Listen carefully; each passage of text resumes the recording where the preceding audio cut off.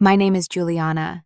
I'm 27 years old, and I live with an invisible enemy called fibromyalgia.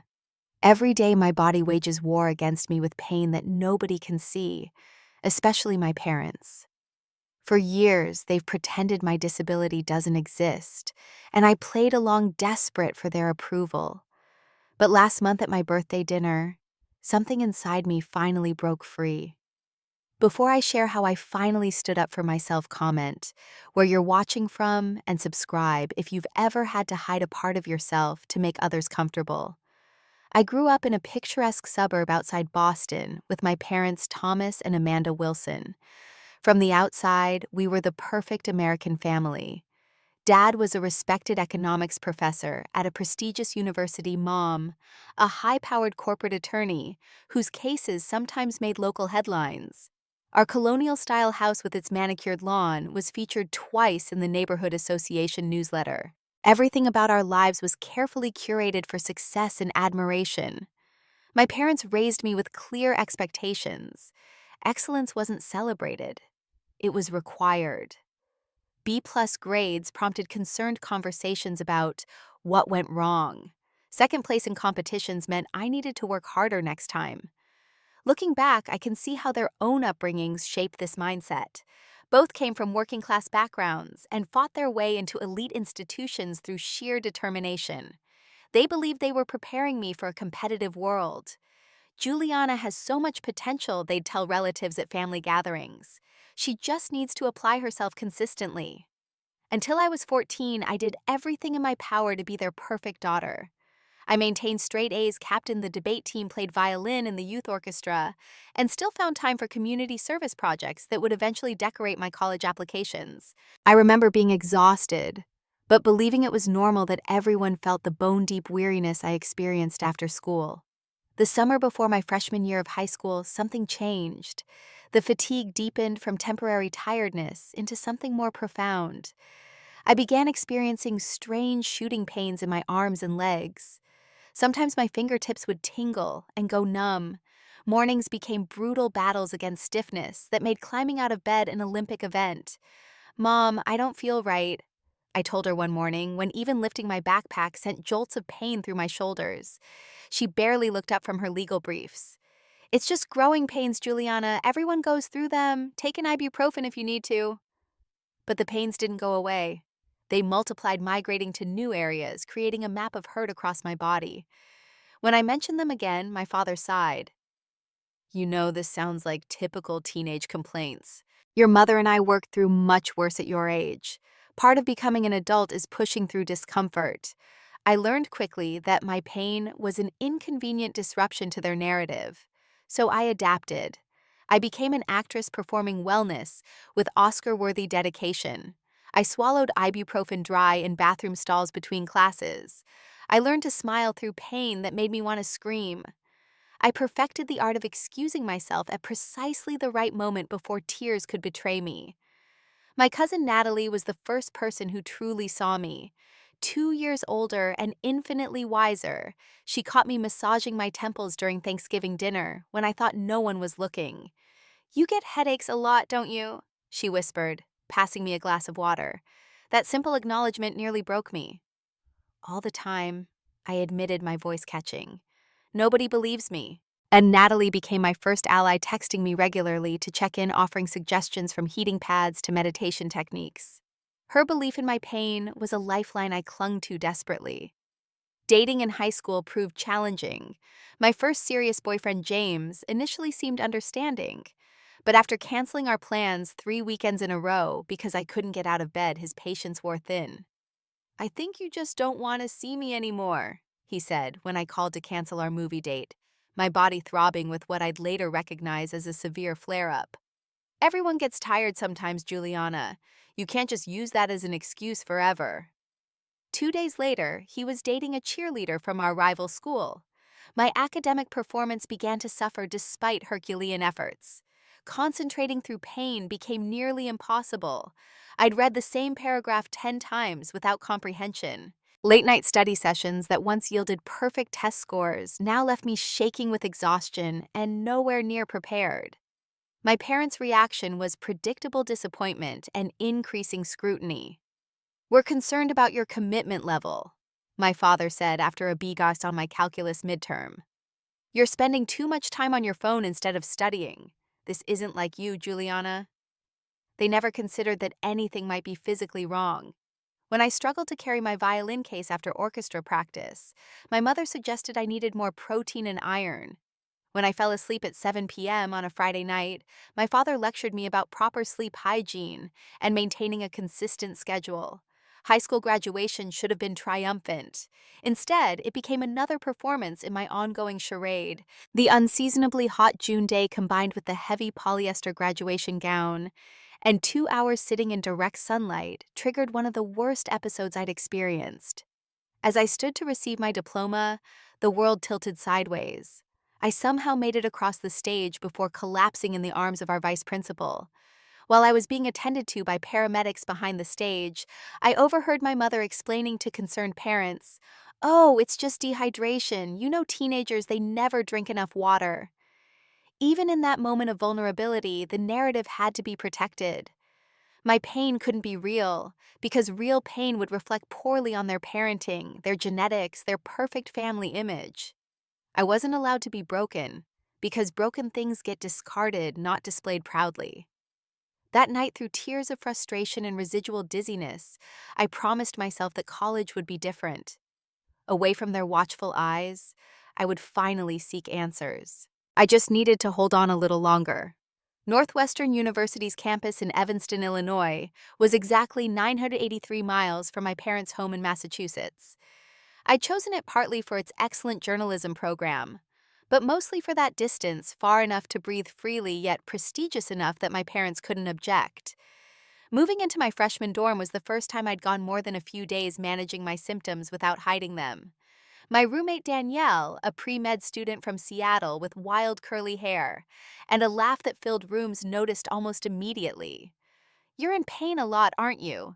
she asked on our third night after watching me wince while climbing into the top bunk. "Is it that obvious?" I asked, mortified that my carefully constructed facade was so easily penetrated. "Only to someone who's been watching for it," she said kindly. "My mom has lupus. I recognize the signs of someone pushing through chronic pain." Instead of the dismissal I'd come to expect, Danielle became my advocate. When I confessed I'd never sought medical help because my parents didn't believe me, her normally cheerful expression hardened. "That's medical neglect, Juliana. You need to see a doctor. Northwestern has a good health center. We're going there tomorrow." The university physician listened to my symptoms, jotted notes, and referred me to a rheumatologist. "Could be several things," he said non-committally, "but you definitely need further evaluation." Thus began a medical journey that spanned most of my freshman year. The first specialist, a brisk woman with cold hands, ordered blood tests and declared everything within normal limits. When I pressed about the pain, she suggested I might be experiencing stress-related anxiety and recommended a counselor. I did see the counselor, who was kind but confused about why I'd been sent to her.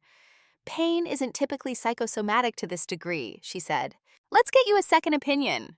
The second rheumatologist dismissed my symptoms as growing pains, despite my pointing out that at 19 I was almost certainly done growing. The neurologist found nothing remarkable in my scans, but suggested I might have atypical migraine symptoms and prescribed medication that made me so dizzy I couldn't attend classes. By the spring semester, I'd seen 5 different specialists with no answers. Each inconclusive test reinforced my parents' position that nothing was wrong with me. During our weekly phone calls, they seemed almost smug. "Sometimes the mind can create physical symptoms when you're under pressure," my mother suggested. "Maybe you should consider a less demanding major. Not everyone is cut out for journalism." I was nearly ready to give up when Danielle connected me with Dr. Kimberly Warren, a rheumatologist who specialized in complex cases. Unlike the previous doctor's doctor, Warren spent over an hour with me during our first appointment, documenting every symptom, asking detailed questions about their onset and patterns. "You've been experiencing this since you were 14, she confirmed, looking up from her notes with concern. "And no one referred you for evaluation before now." I explained about my parents' dismissal of my symptoms. Dr. Warren's expression tightened, but her voice remained professional. Unfortunately, that's not uncommon with invisible conditions. We'll do a complete workup, but I want to prepare you based on your symptoms and the distribution of your tender points. We may be looking at fibromyalgia. The testing process was exhaustive. More blood work to rule out autoimmune conditions, nerve conduction studies, sleep assessments. Each negative result narrowed the diagnosis until 3 months after our first meeting. Dr. Warren confirmed what she'd suspected. "You have fibromyalgia," she said, sliding a folder of information across her desk. "It's a complex chronic pain condition that affects the way your brain processes pain signals. It's very real, despite what some people, even some doctors, might tell you." I cried in her office that day, not from sadness, but from validation. For 6 years, I'd questioned my own experiences, wondering if I was truly weak or attention-seeking as my parents had implied. Now I had a name for my enemy, and confirmation I wasn't imagining things.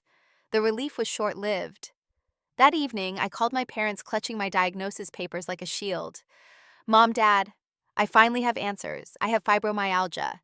It's a chronic pain condition that explains everything I've been experiencing." The silence on the other end lasted so long. I checked if the call had dropped. Finally, my mother spoke, her voice cool and measured. "Juliana, you need to be careful about these trendy diagnoses. Fibromyalgia is that fake disease they advertise medications for on television. It's a catch-all for symptoms. Doctors can't explain it's not a real condition." "Mom, that's not true. I have medical documentation."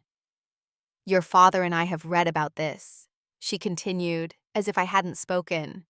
"It's very popular among young women who spend too much time on health forums online. You've always been suggestible." My father took the phone. "We're concerned you're being taken advantage of. Did this doctor suggest expensive treatments, alternative therapies not covered by insurance? Because that's typically how these diagnoses work. They create a problem to sell you a solution." No amount of explanation changed their minds.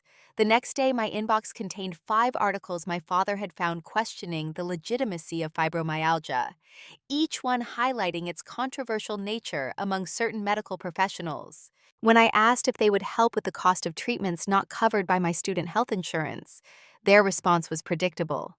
"We're not financing treatments for a condition that hasn't been definitively proven to exist," my father said. "That would be enabling hypochondria, which would harm you in the long run." Their rejection of my diagnosis was more painful than any physical symptom I'd experienced.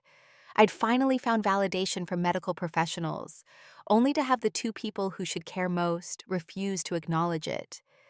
I found solace in online support groups, discovering thousands of others with similar experiences, both with the condition itself and with family members who refused to believe them. Through one of these groups, I met Sophia, another college student with fibromyalgia, who lived just 30 minutes from campus. Meeting someone who truly understood was transformative. Sophia recognized the unique facial expression I made when pain spiked without my having to say a word. She knew exactly what it meant when I said my skin hurt, or that I felt like I'd been hit by a truck, despite not being injured. We developed our own shorthand for symptoms and supported each other through flare-ups and medical appointments. "My parents don't believe me either," she confided during one of our coffee meetups. "Mom thinks I'm being dramatic. Dad suggests running more to build up my stamina. Neither understands that exercise makes me feel like I'm dying." Together, we navigated the complex world of pacing medication management and the grieving process that comes with chronic illness. With Dr. Warren's guidance and Sophia's friendship, I learned to manage my condition well enough to maintain my studies, though not without sacrifice. My once active social life dwindled as I prioritized energy for classes and essential activities. Each semester brought new challenges in balancing health with academics, but I persevered, determined to graduate despite my parents' continued denial of my reality. When they visited campus, I performed wellness with practiced precision, carefully timing medication to ensure I could maintain the charade for the duration of their stay. It was exhausting, but I'd become an expert at being two different Julianas, the chronically ill student fighting for accommodations with disability services, and the perfectly healthy daughter my parents needed me to be. After graduating with my journalism degree, I accepted a position as a graphic designer at a digital media company in Cambridge, Massachusetts. The job offered remote work flexibility 3 days a week, crucial for managing my condition, and kept me close enough to family to maintain appearances while preserving my independence. My apartment in Watertown was deliberately 45 minutes from my parents' home, far enough to prevent surprise visits, but close enough to avoid suspicion. The monthly dinners at their house became elaborately choreographed performances, with precise timing of pain medication, careful outfit selection, to hide mobility aids, and strategic planning of rest days before and after these visits. "You're looking well," became my mother's standard greeting, her eyes critically assessing for any visible signs of the condition she refused to acknowledge. It wasn't a compliment, but a confirmation of her preferred reality. "Thanks, Mom, I feel good today." I'd respond the script so familiar I could recite it in my sleep. The underlying translation: "I've worked extremely hard to appear healthy for you, sacrificing comfort and authenticity for your comfort." Family gatherings were particularly challenging. During Thanksgiving, my second year post-graduation, I excused myself to the bathroom 7 times. Not from digestive issues, but to stretch painfully tight muscles and swallow medication away from watchful eyes. When my Aunt Margaret commented on my frequent absences, my mother laughed lightly. "Juliana has always had a small bladder ever since she was a child. Remember how we had to stop at every rest area during road trips?" The lie was delivered so smoothly, I almost believed it myself.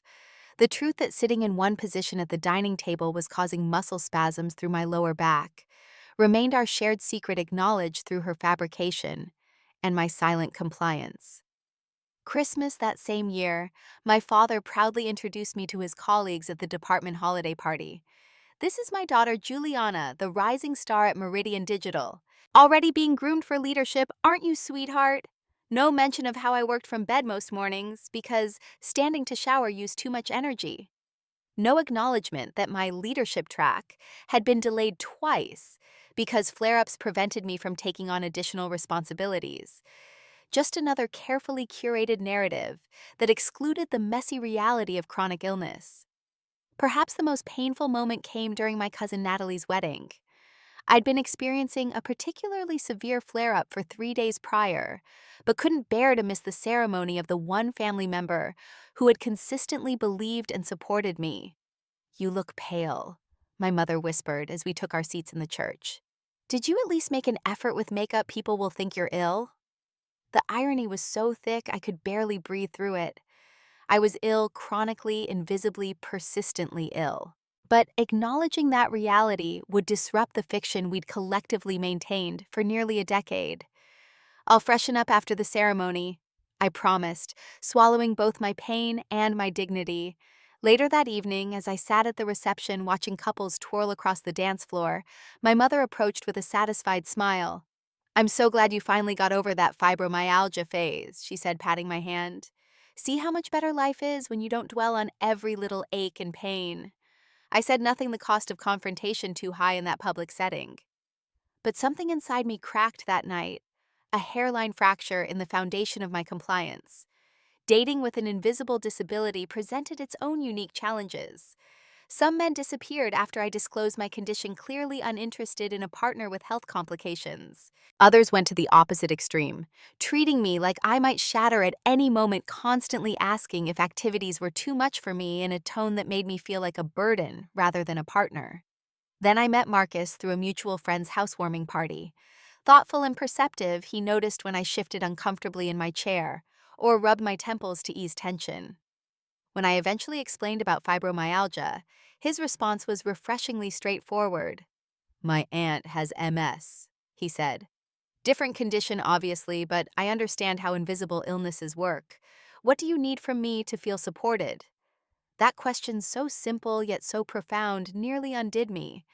No one had ever asked what I needed without questioning the legitimacy of those needs. Our relationship developed with a level of honesty I'd never experienced.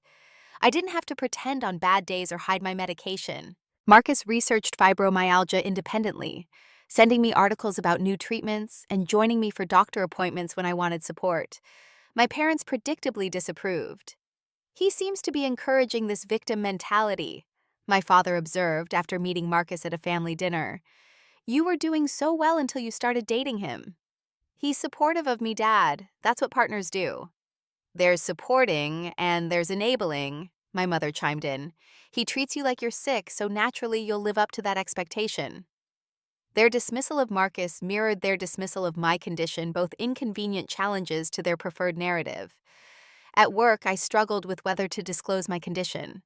The Americans with Disabilities Act protected me from discrimination, but laws on paper don't always translate to real-world protection. I watched colleagues make casual comments about people who use their health as an excuse, or complained about covering for a team member with chronic migraines. The message was clear: invisible disabilities were viewed with suspicion in our high-performance workplace culture. So I pushed through pain, declined accommodations that might have helped, and watched my health deteriorate as a result. The double life exacted a steep price. Each performance of wellness depleted energy I couldn't spare. Each denial of my reality deepened the disconnect between my authentic self and the version I presented to the world. Physical symptoms worsened under the stress of constant pretense. Flare-ups became more frequent, more intense, and longer lasting.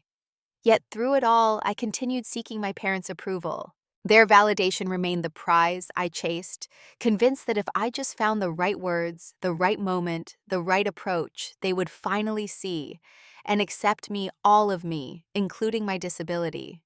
I was wrong, but it would take a breaking point for me to realize it. My 27th birthday arrived on a crisp October Saturday. Despite experiencing one of the worst flare-ups I'd had in months, likely triggered by changing weather patterns and work stress, I couldn't bring myself to cancel dinner at my parents' house.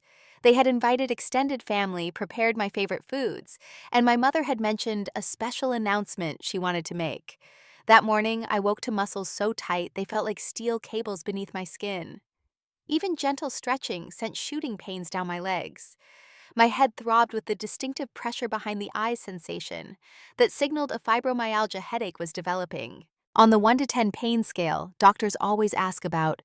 I was hovering around a 7 functioning, but barely.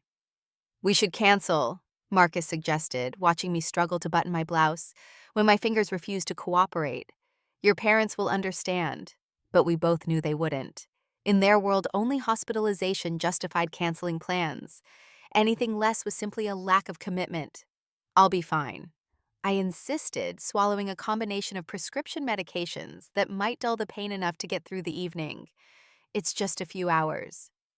When we arrived, the house was already filled with relatives. Aunt Barbara and Uncle Stephen had driven up from New York.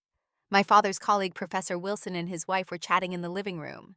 Cousin Natalie had come with her husband Michael and their toddler son. My mother's sister Janet was arranging flowers in the dining room. The scene was picture perfect, exactly as my mother had undoubtedly planned it. There's the birthday girl, my father announced as I entered, pulling me into a hug that sent pain radiating across my shoulders. I suppressed a wince, smiling brightly, as relatives approached with gifts and congratulations. My mother appeared from the kitchen, immaculate in her sage green dress and pearls, not a hair out of place, despite hours of cooking. Juliana, darling, happy birthday. She air-kissed near my cheeks, careful not to smudge her lipstick. I hope you're ready for a full evening. After dinner, I thought we could all walk down to the park for the fall festival. They have that artisan market you always enjoyed. The mere thought of walking 6 blocks after a full dinner party made my legs throb in protest, but I nodded enthusiastically. Sounds lovely, Mom.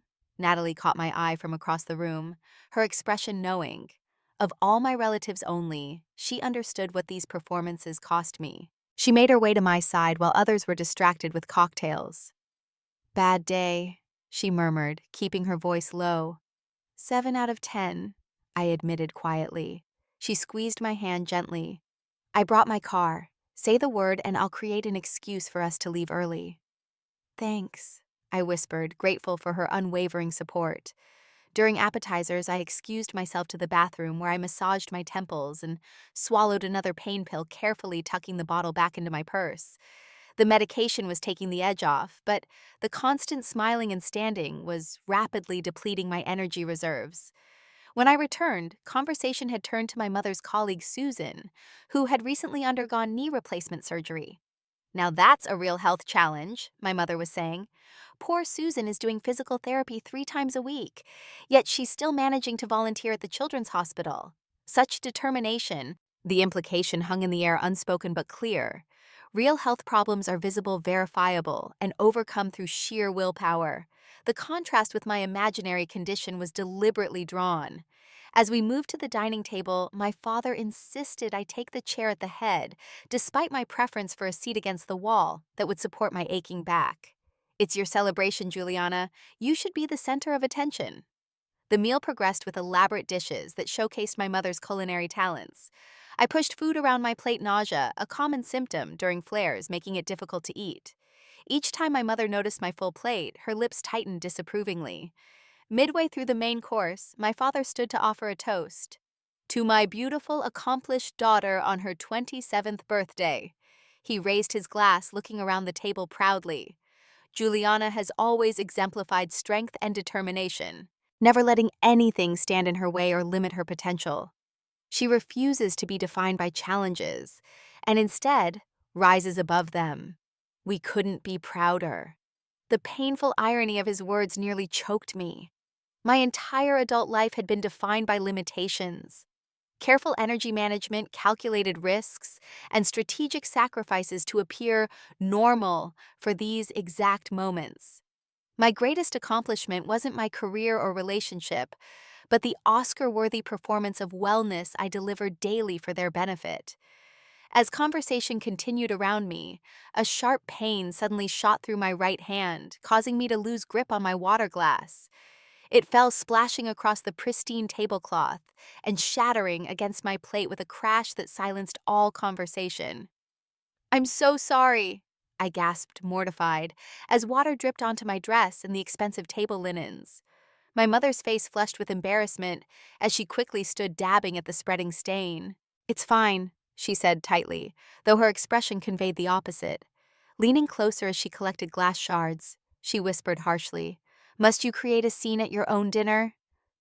"She's always been clumsy even as a child," my father explained to his colleagues with a dismissive laugh. "Remember how many ballet recitals ended with Juliana taking an unexpected tumble?" The conversation awkwardly resumed as my mother disappeared to fetch clean napkins. Professor Wilson's wife, apparently attempting to change the subject, mentioned her neighbor's son who used a wheelchair. "Now he's truly inspiring," she said, unaware of the conversational landmine she was stepping on. "Born with muscular dystrophy, but graduated top of his class at MIT. When I think about real disabilities and how people overcome them, it puts our little complaints in perspective, doesn't it?" My mother returned, nodding enthusiastically. "Absolutely. There are people with genuine suffering who accomplish remarkable things without complaint. It's all about attitude." Something inside me, something that had been bending and accommodating for 13 years, suddenly snapped. The room seemed to slow down as clarity washed over me. No amount of performance would ever be enough. No achievement would ever convince them. No sacrifice would ever earn their acknowledgement of my reality. Their comfort with my disability would always matter more to them than my actual experience of it. And I was done prioritizing their comfort over my truth. My heart pounded as I placed both palms flat on the table and slowly pushed myself to standing. The conversation died as heads turned toward me, expressions curious and confused. My mother's eyes widened in alarm. She knew me well enough to recognize when something had shifted. "I need to say something," I began, my voice steadier than I expected. "Dad just toasted to me, never letting anything stand in my way. Mom's been praising people who overcome real disabilities without complaint, so let me clarify what that actually looks like in my life." I took a deep breath, ignoring my mother's tight smile and subtle headshake warning me to stop. For 13 years, I've lived with fibromyalgia, a chronic neurological condition that causes widespread pain fatigue and cognitive issues. It's recognized by the World Health Organization, the American Medical Association, and the thousands of medical researchers studying it. It's as real as diabetes or arthritis, though unfortunately not as visible. My father cleared his throat. "Juliana, this isn't the appropriate—" "When is it appropriate, Dad?" I countered, years of suppressed frustration fueling my words. "In 13 years, you've never found it appropriate to acknowledge my disability. So today, my birthday seems as good a time as any." I turned to address the wider table. "Most of you don't know this because my parents have worked very hard to make sure you don't. They've explained away my symptoms canceled when I was too ill to perform wellness and created elaborate fictions to maintain the appearance of having a perfectly healthy daughter. The shocked expressions around the table might have amused me under different circumstances. Cousin Natalie was the only one nodding in support, her eyes shining with what looked like pride. Every day, I continued, I take 6 different medications just to function at a basic level. I reach for my purse and place my pill organizer on the table. This morning, my pain level was at a 7 out of 10. Right now, it's approaching a 9 because I've been sitting in this unsupportive chair for 2 hours smiling through pain that feels like my muscles are being shredded from the inside. Juliana. My mother's voice was sharp with alarm. You're overreacting. Everyone has aches and pains. That's exactly the problem, Mom. What I experience isn't just aches and pains. It's a medically documented neurological condition that affects every aspect of my life. I can't remember the last day I lived without pain. I measure my energy in spoons, carefully allocating each one because I never have enough. I've sacrificed friendships, opportunities, and authentic connections because pretending to be well for you was more important than living truthfully. I turned to my father, whose face had hardened into the expression he used when confronted with unwelcome information. Dad, you talk about being proud of me for rising above challenges, but you've never acknowledged the actual challenges I face. Do you know I work from bed 3 days a week because standing for a shower sometimes uses all my energy, that I've turned down 2 promotions because I physically cannot handle the additional responsibilities, that Marcus drives me to doctor appointments because sometimes the pain makes it unsafe for me to drive myself. The room had gone completely silent. Professor Wilson looked uncomfortable studying his wine glass intently. Aunt Janet's mouth had formed a perfect O of surprise. My mother's sister watched with naked curiosity, while Uncle Stephen shifted awkwardly in his seat. My mother attempted to regain control of the situation. I think we should save this discussion for another time, she said with forced lightness. Juliana is clearly overtired, and we still have birthday cake to enjoy. That dismissal, so familiar and yet suddenly intolerable, broke something fundamental within me. No, Mom. We won't be saving this discussion because we've never had it in 13 years of my illness.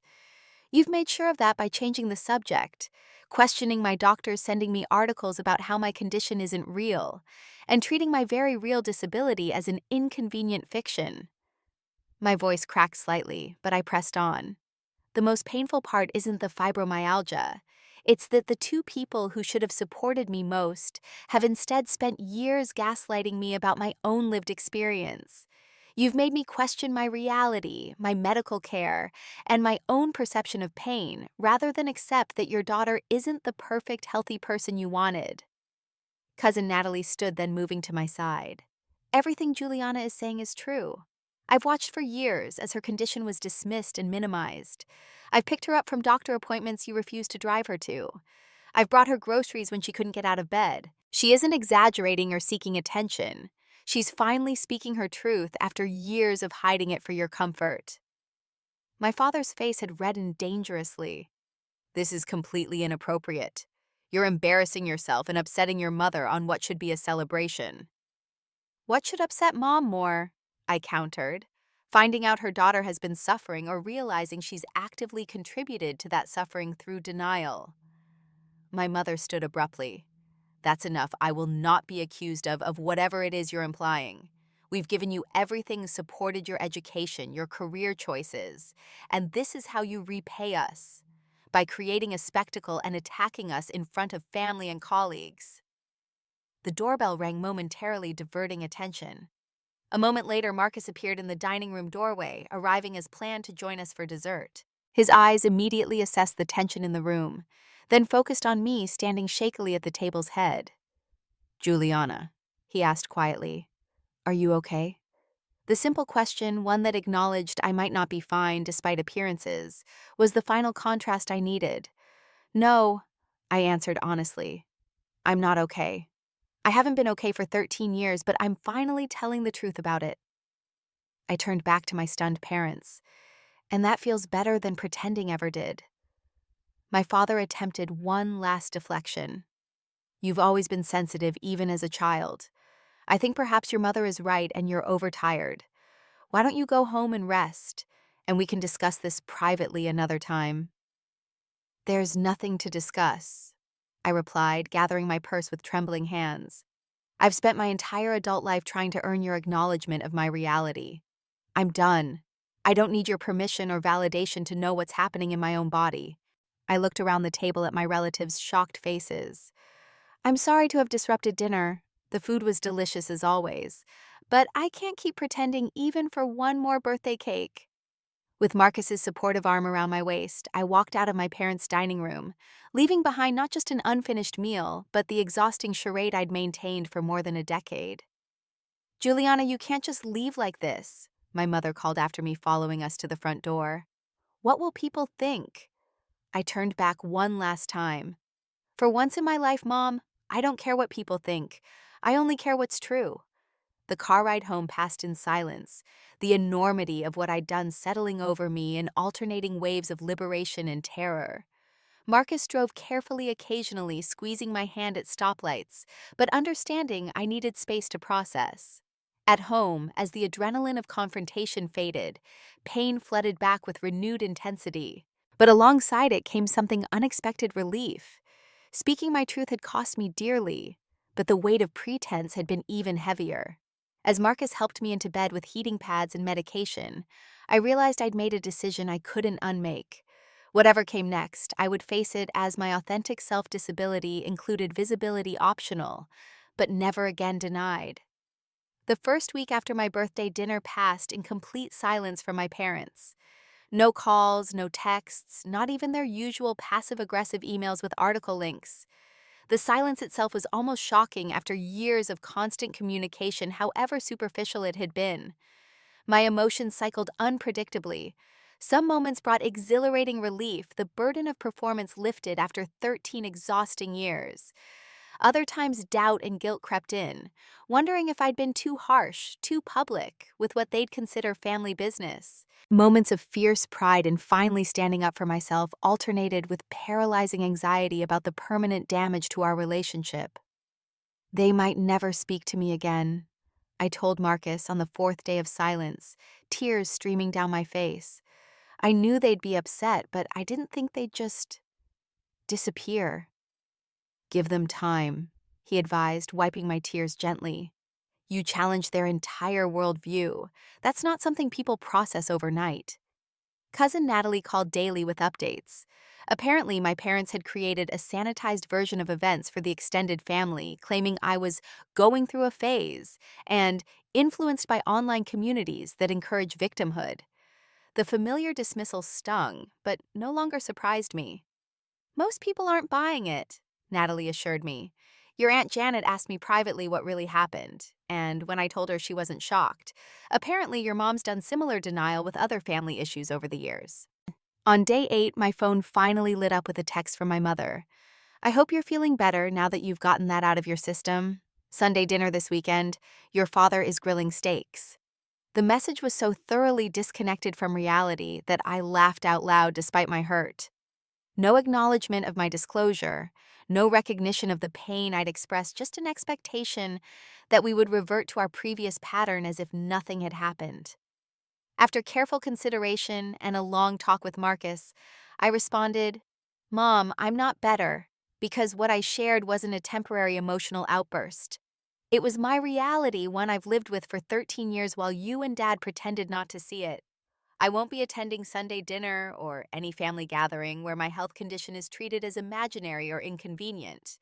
When you're ready to acknowledge fibromyalgia is real and that your denial has hurt me deeply, we can talk about rebuilding our relationship."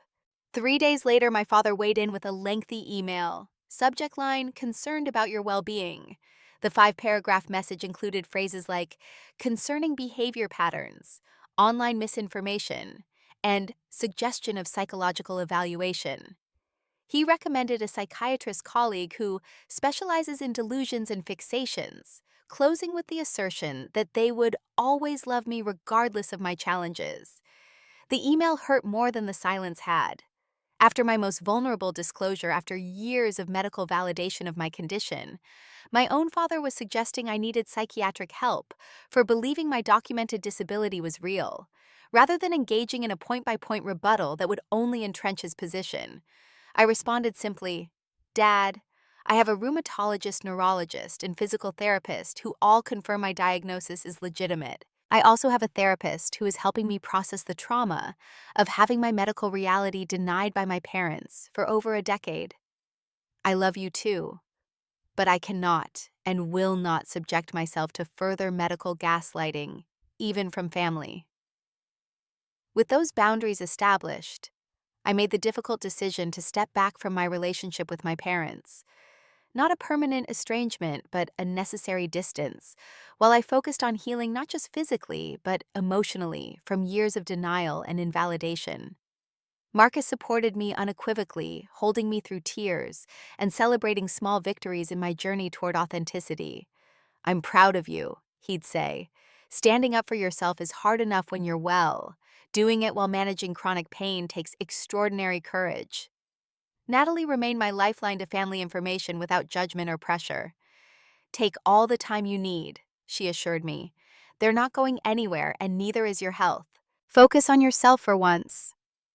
At her suggestion, I found Dr. Samantha Reed, a therapist specializing in chronic illness and family dynamics. Our weekly sessions became crucial to processing decades of complicated emotions. "What you've experienced is medical gaslighting," Dr. Reed explained during our second session. "When authority figures, whether doctors or parents, deny your physical symptoms, it creates profound psychological trauma. You begin to doubt your own perceptions, which can actually intensify physical symptoms." She helped me understand that my parents' rejection wasn't necessarily malicious, but often rooted in their own fears and limitations. "Some parents experience a child's chronic illness as a personal failure," she explained. "If they raised you, provided good genes, how could something go wrong? Denial becomes a defense mechanism against their perceived inadequacy." Understanding didn't erase the hurt, but it helped contextualize it beyond simple rejection.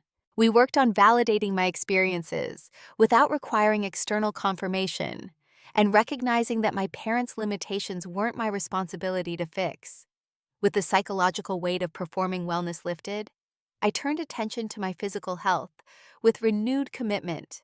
I found a new rheumatologist who offered additional treatment options my previous doctor hadn't mentioned. I began working with a physical therapist who specialized in fibromyalgia, learning gentler approaches to maintaining strength without triggering flares. Perhaps most significantly, I finally requested formal accommodations at work, a sit-stand-desk flexible hours during severe flares, and permission to work remotely when fatigue made commuting impossible. To my surprise, my supervisor responded with immediate support. "I've noticed you struggling sometimes," she admitted. "I just didn't want to pry. We want you to succeed here, Juliana. Just tell us what you need." The contrast with my parents' response couldn't have been more stark. As weeks passed, my physical symptoms didn't magically improve. Chronic means chronic after all. But the emotional burden lightened considerably. No longer expending precious energy hiding my condition, I could allocate those resources to actual management strategies. Flares still came, but recovery seemed faster without the added stress of secrecy. I began using mobility aids when needed, without shame. A cane on bad days, compression gloves for hand pain tools I'd previously hidden, for fear of looking truly disabled. Each small step toward authentic living strengthened my resolve, proving that visibility didn't diminish me, but rather created space for appropriate accommodations and genuine connections. The hardest lesson was learning to validate my own experiences without parental approval, a need so deeply ingrained I hadn't recognized its power until trying to live without it. Reed's guidance was instrumental. "Your pain doesn't need witnesses to be real. Your experience doesn't require external validation to be legitimate. You are the authority on your own body." Slowly, painfully, beautifully, I began to believe her.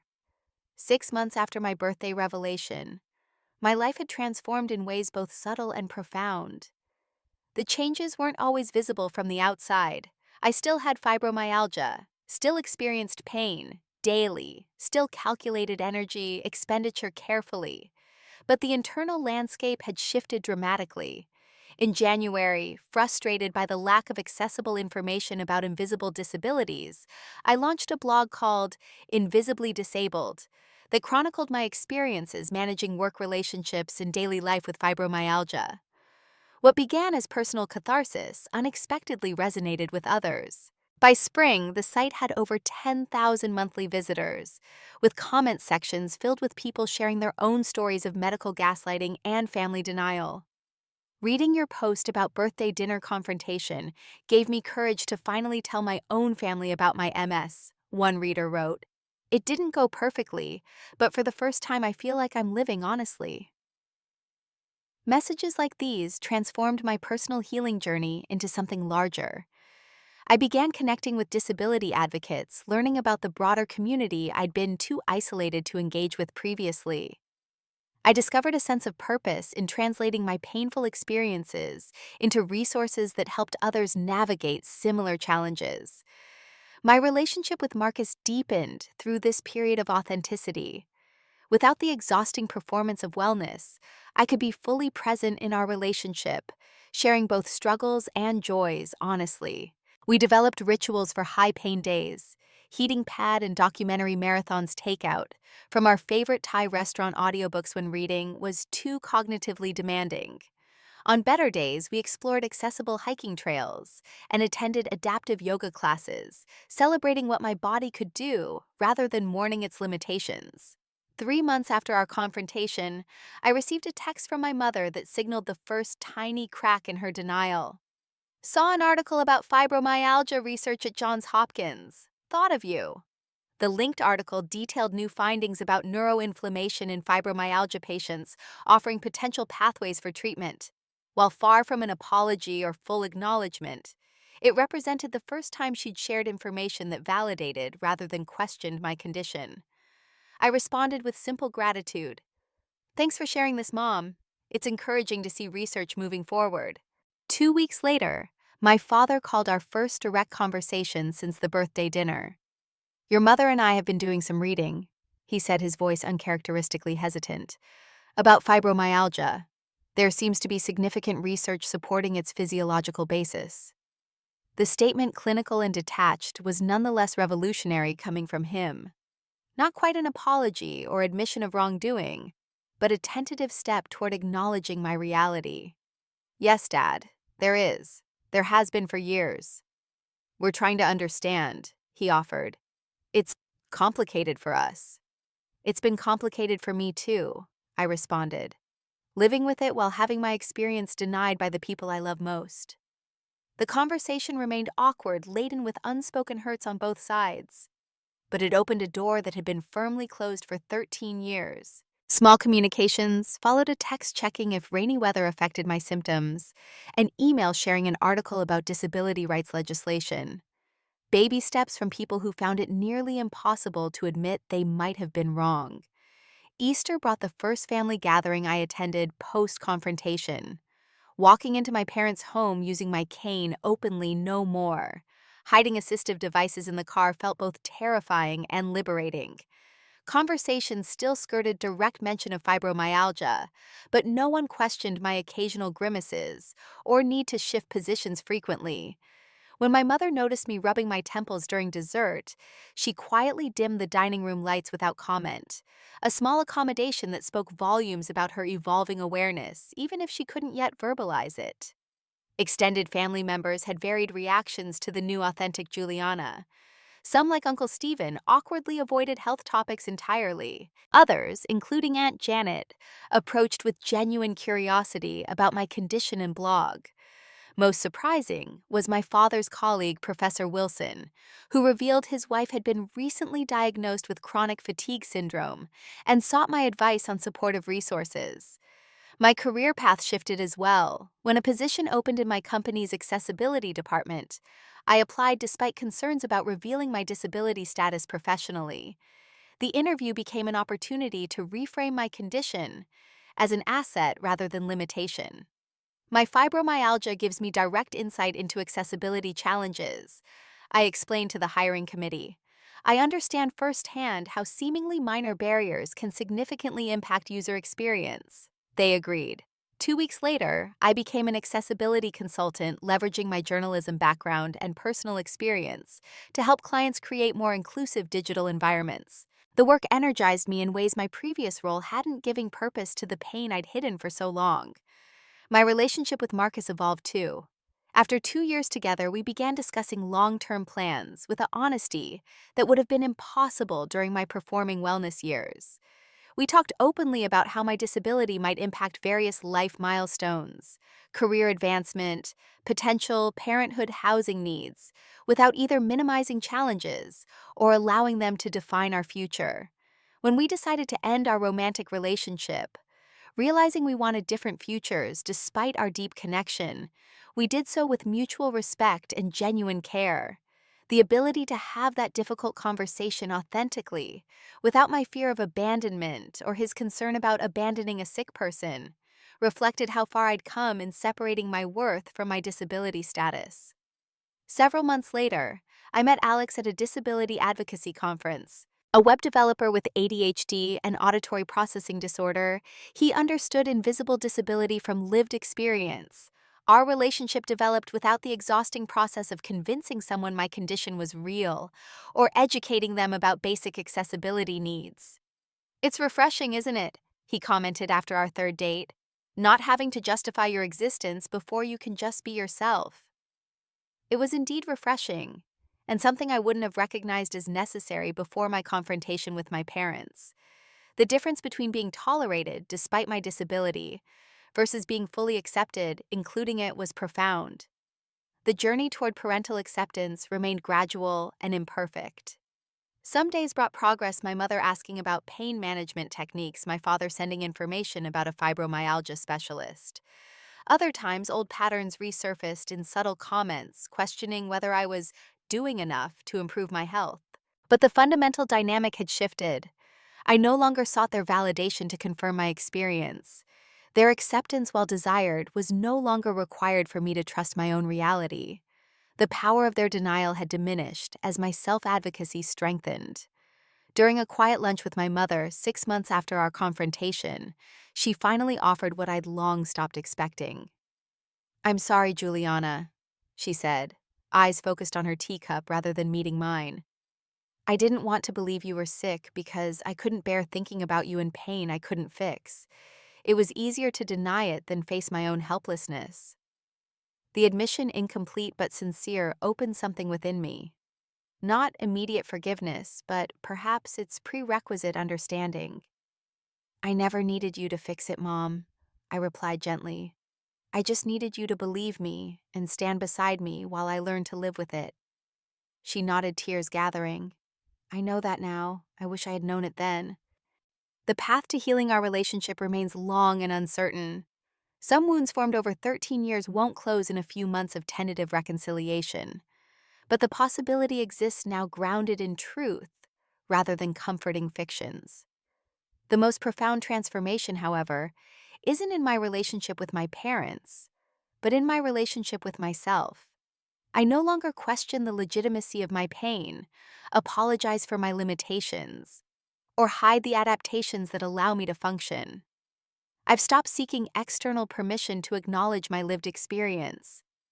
The moment I stopped pretending my disability didn't exist was the moment I started truly living. My pain didn't disappear, but the suffering of denial did. Sometimes the people who should support you the most are the least equipped to do so. Your truth doesn't need their permission to be valid. Living authentically with fibromyalgia isn't the life I imagined for myself, but it's a life of integrity, purpose, and unexpected joy. The connections I've formed since embracing my whole self, disability included, are deeper and more meaningful than those built on performance and pretense. I still have fibromyalgia. I still have parents who struggle to fully acknowledge it. But now I also have something I lacked for 13 years, the unshakable certainty that my experience is real, valid, and worthy of accommodation, whether others recognize it or not. Have you ever had to hide part of yourself to make others comfortable? How did you find the courage to live authentically? Share your story in the comments below. And if this resonated with you, please like and subscribe to hear more stories of breaking free from others' expectations. Remember, your experience is valid even when others can't or won't see it. Thank you for listening, and may your journey toward authenticity bring you the peace it's brought me.